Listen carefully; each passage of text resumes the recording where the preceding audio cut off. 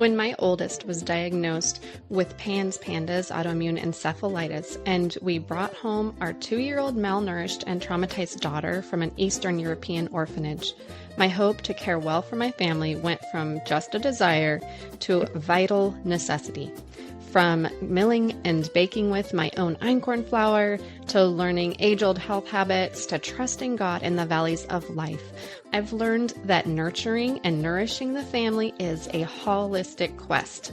Come along for conversations that encourage you to see all the nourishment we were created for in this life. Let's talk.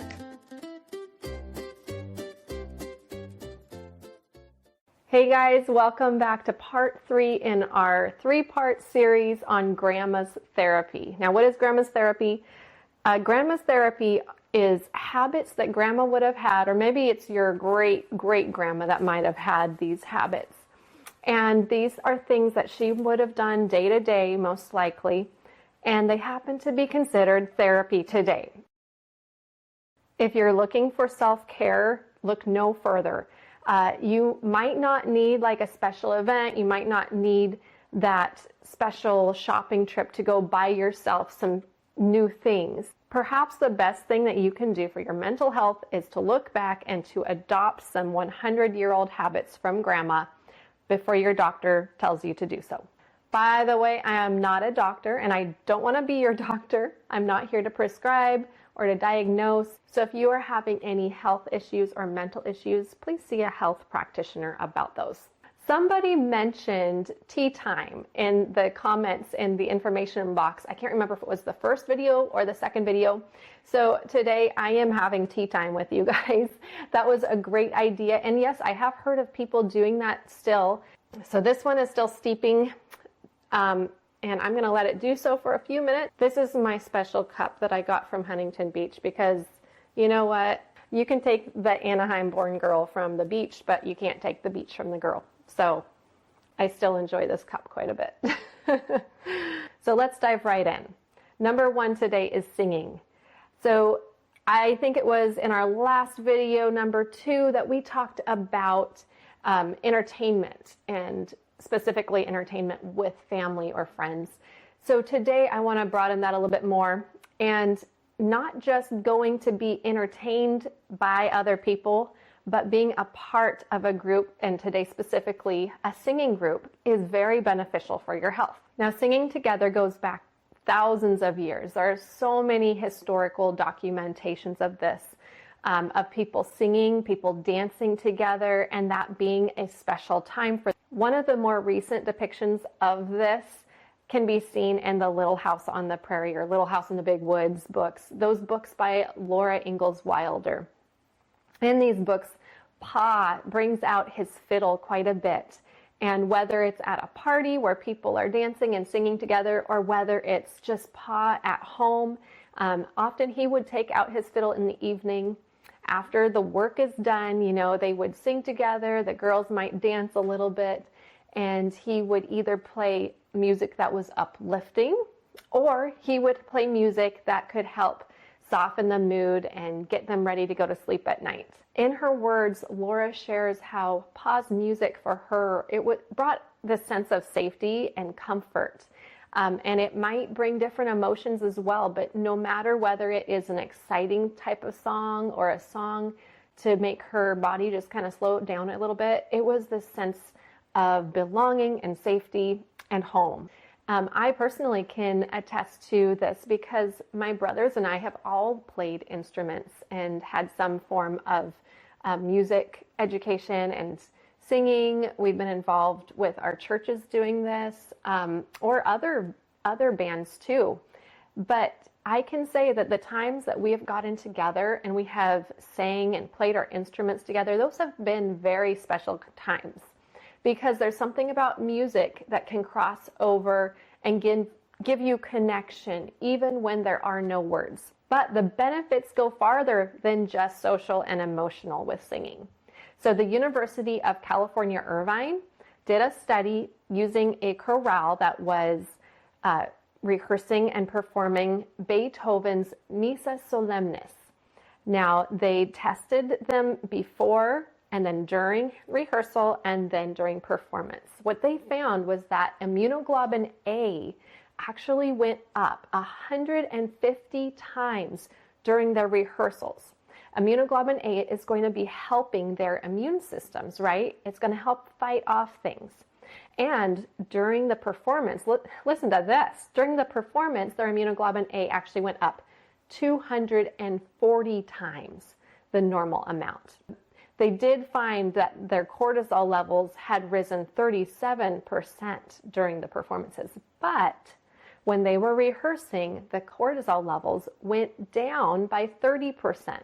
So they're just singing, they're just hanging out and practicing together. Their stress levels are dropping and their immune levels are going up.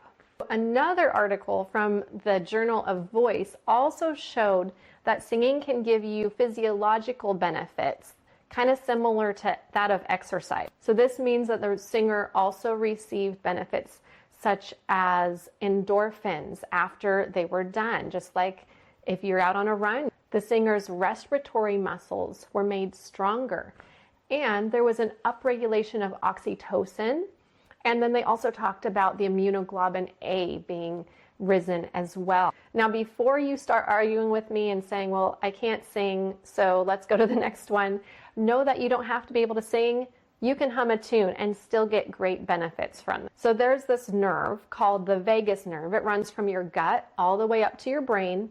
And this is a very important part of your body. Strengthening the vagus nerve is important to help your body stay strong and healthy as well, and to help you relax. So deep breathing is really good for strengthening the vagus nerve. There's different breathing exercises people will do to help strengthen it. But humming is also a really good way to strengthen the vagus nerve. According to Dr. Easton Gaines, psychologist, when you hum, your vocal muscles create these soothing vibrations that travel down your throat and chest and stimulate the vagus nerve, triggering a relaxation response. This is also something that is great for kids. If you have a child who struggles with anxiety a lot, teach them to hum when they're in a situation that is kind of a scary situation. I look back to when I worked in a hospital setting and things would get very stressful. And I would have this wanting to just start humming. And I would walk quickly doing my tasks, and I would hum while I was doing them. Looking back, I wonder if there was something in me that just wanted to have that humming feeling to help me relax a little bit during those stressful situations.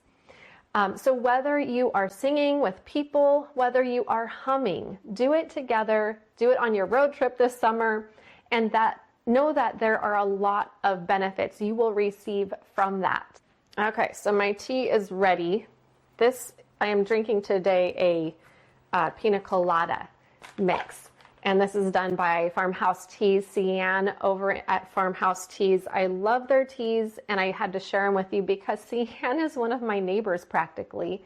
She lives here in the Northwest, and she makes, honestly, some of the best teas that I have ever had. I don't know how she gets them so flavorful and is able to just get such quality ingredients, but she does it. Her family does it. She's very conscious about trying to find things that are purely sourced, purely grown, and making things healthy for your family. And she's also great at combining flavors together. The thing I like about this tea is that it is very rich in flavor. A lot of teas don't have much flavor left. There's a lot of things about tea that we just don't talk about, like the fact that all of those tea bags have been put through bleach. That's just something that isn't really talked about much in the health world. I don't know why. If you guys are interested in looking at Farmhouse Teas, Cian will also be at the Homesteaders Conference in Idaho this month. Tell her I told you to say hi. And you can look in the information box below on where to get her teas. She's always running a sale, it seems like. So check her out and try some of her teas. And I am going to be sipping mine for the rest of this video. So let's go on and talk a little bit about sleep. Oh no, right? Sleep.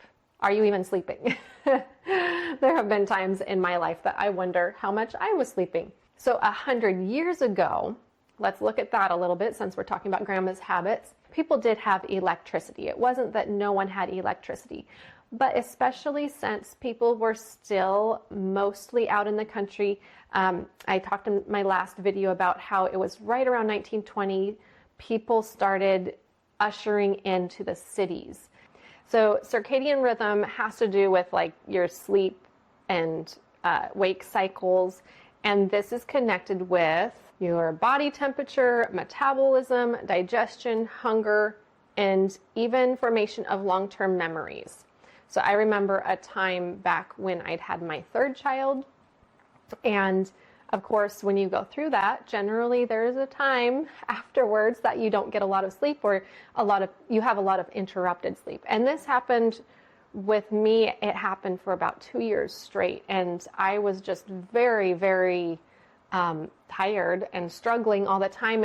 And there was actually a point when it was scary because I had felt like I had lost memories. I would think back to my first couple years of marriage, and it was like there were just years that were wiped out, and I would try and remember what happened. I could not remember anything. It was like an empty spot. So scary.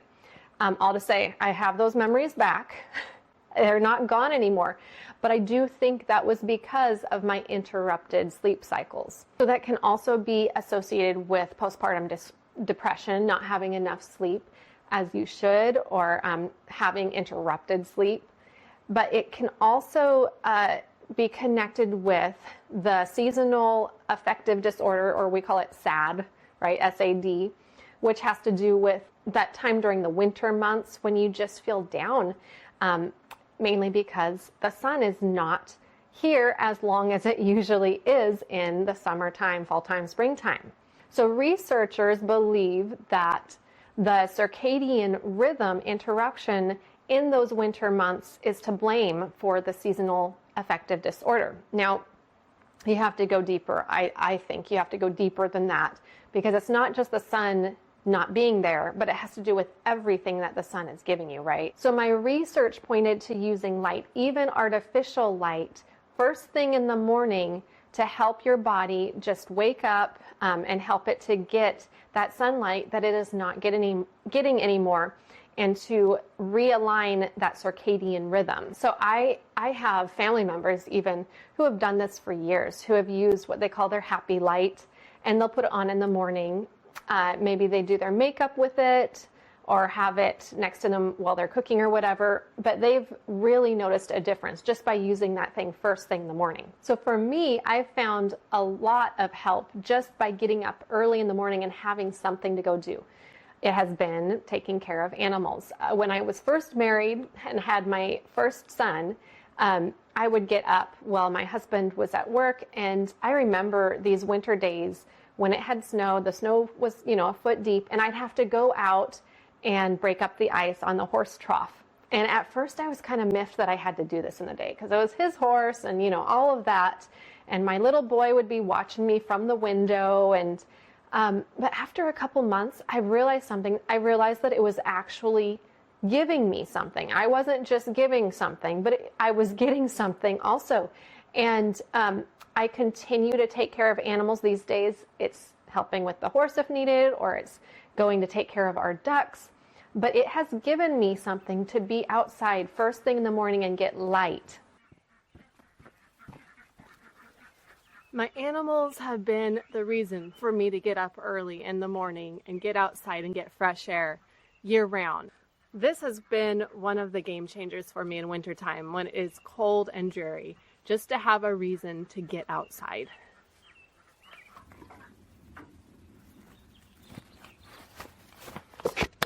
In the summertime, it's the garden that gets me out early.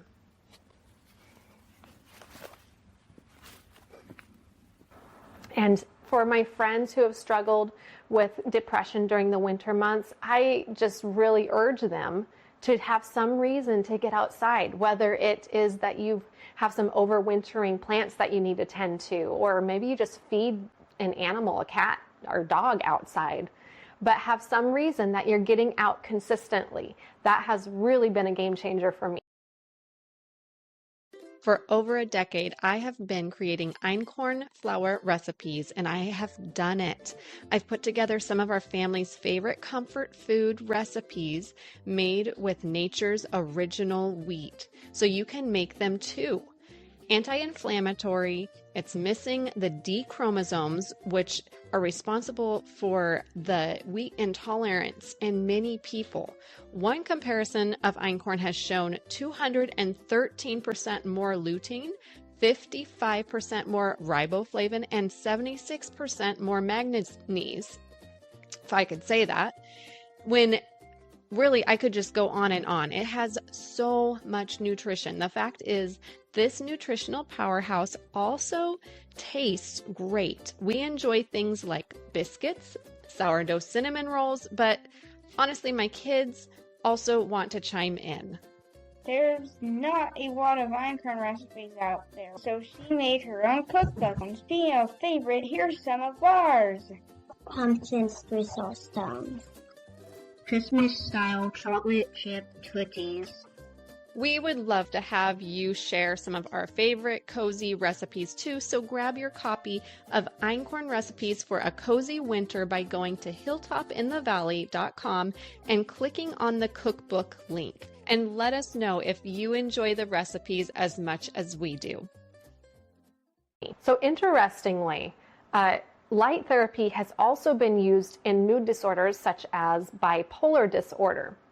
One article talked about using a 7,000 to 10,000 lux of UV filtered bright white light at eye level about 30 minutes per day, especially when medication could not be used for some sort of reason. And this was beneficial for those with bipolar disorder. So what is that little saying? Early to bed, early to rise makes a man healthy, wealthy, and wise. So is that true? Actually, according to the research, some of it could be true. Maybe the healthy, maybe the wise. So researchers have split people up according to their circadian rhythm of night owls and morning larks. The morning larks are people who tend to go to bed by about 10 p.m. and wake up by about 8 a.m. Whereas the night owls, of course, will go to bed later and wake up later than that time. And the research has found that those who have more of the morning lark routine have less psychological problems, such as depression. You might have also heard about a study on nighttime workers. This study found that nighttime workers are up to 40% more likely to have depression than those who have a normal daytime circadian rhythm. One research article that I studied reviewed several points of the connection between medical disorders and the circadian rhythm. It's not clear which one is causing the other or if they're just connected. Most likely they are just connected and it's kind of a domino effect. But even not knowing the answer to that question, researchers found this. So in some rodent studies, they found improved symptoms of mood disorders when circadian rhythms had been resynchronized. If you are able to get your circadian rhythm to be on an even and a healthy wake up time and bedtime, and you're able to be sleeping through the night well, then that is going to be healthy in a holistic way for your body and mind. So the question then becomes, how do we do this?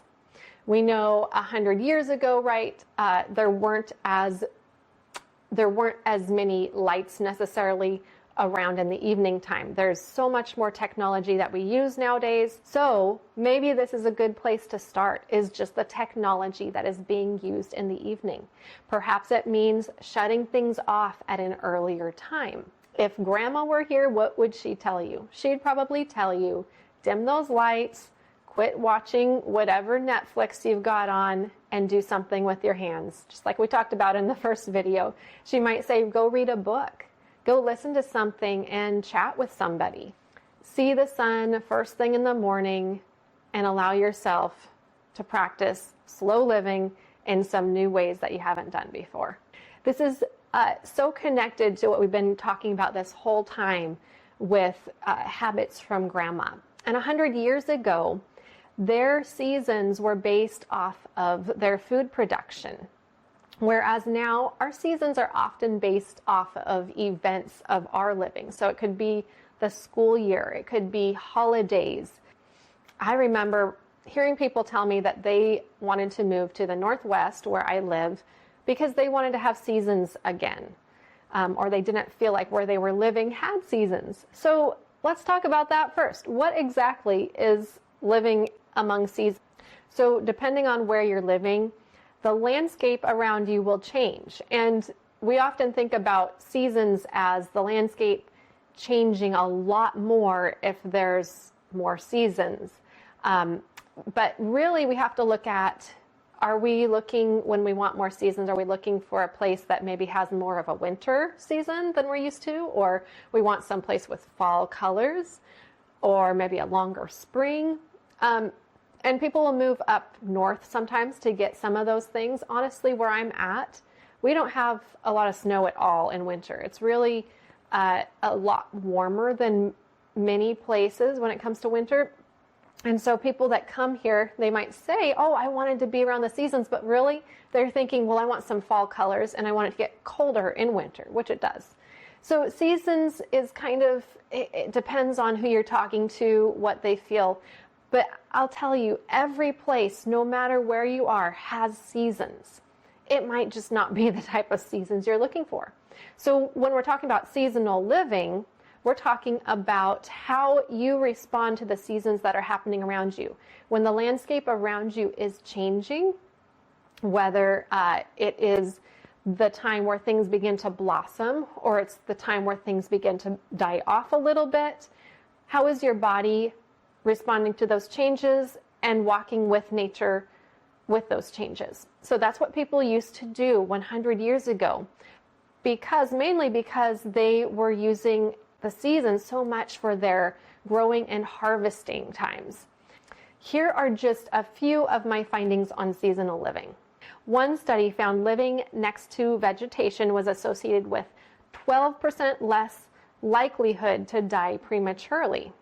Another study showed comfort food to be associated with feelings of belonging and connectedness.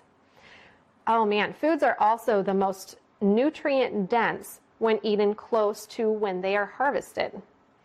You can think carrots and lettuce in the spring, zucchini and cucumber in the summertime, and then apples and pumpkins in the autumn. Staring into a fire has also been shown to induce relaxation and lower blood pressure. And candlelight has been shown to help with creativity. Is that cool or what? So perhaps this idea of living seasonally really has a lot to do with just living closer to nature. And we've talked a lot about that as well. I love reading my kids' books by Jan Brett, such as The Mitten. Now, Jan Brett does a beautiful job in her illustrations, and she likes to use places around the world as her stage for her stories and use animals in those places. The Mitten is so wonderful because it looks like you are just living in that North European country. It shows some of the culture. It shows how they are living during the snowy season and kind of gives you an idea of how life has not stopped. Even though they are in kind of the dead of winter, life has not stopped, and this is how it works. So I also enjoyed this book that I found when visiting relatives in New Mexico. It was a cookbook / nonfiction book that was written by a woman who was trying to remember the heritage of her family in Mexico. And she would talk about how the same things happened every year. They would get together at harvest time and they would preserve things together. And this was something that was just, it was not only something that was needed for their family, but it was something that showed her the seasons and how they worked in her life. Now, if you followed along with the Grandma Therapy series, you know that we've talked about working with your hands. We've talked about the value of heritage. We've talked about being connected to other people and then having kindness without second guessing yourself. So all of this fits together perfectly with those 100-year-old habits of Grandma. Grandma lived by the seasons. And if I summarized what we've talked about in these last 3 videos, then this is what I would say. You do not live in a time that promotes or encourages your mental health naturally.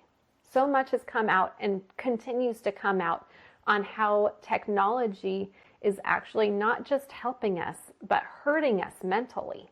If you're looking to find yourself peace, help from anxiety, self-care, you can't do it based on the culture of this postmodern age. You'll basically need to slow down and put down the phone. If you were going to implement 2 of these things that we've talked about in the last 3 videos, what would they be? And if you haven't watched the other 2 videos, please go back and take a look at those. And I hope you guys are able to implement some of Grandma's therapy this week. I'll talk to you soon. Bye-bye. Hey there, I just have to let you know, I am not a doctor and nothing here is meant to be a diagnosis or a prescription. This is meant for entertainment purposes alone, so please talk to your own provider to help with any medical and or nutritional needs that you may have. Well, that's it for today. Thank you for coming along for this conversation. If you want to learn more, go ahead and go to hilltopinthevalley.com, or you can check out the YouTube channel at Hilltop in the Valley on YouTube. Before you go, would you do me a favor and go on whatever app right now that you are listening on, whatever platform, and would you leave a good review for this podcast? This is a new podcast, and the way that we grow is by leaving great reviews and by sharing with others. So if you know someone who could benefit or be encouraged by this conversation, please send the podcast to them so that they can listen to it also. Again, thank you for listening, and I will talk to you again soon. Bye-bye.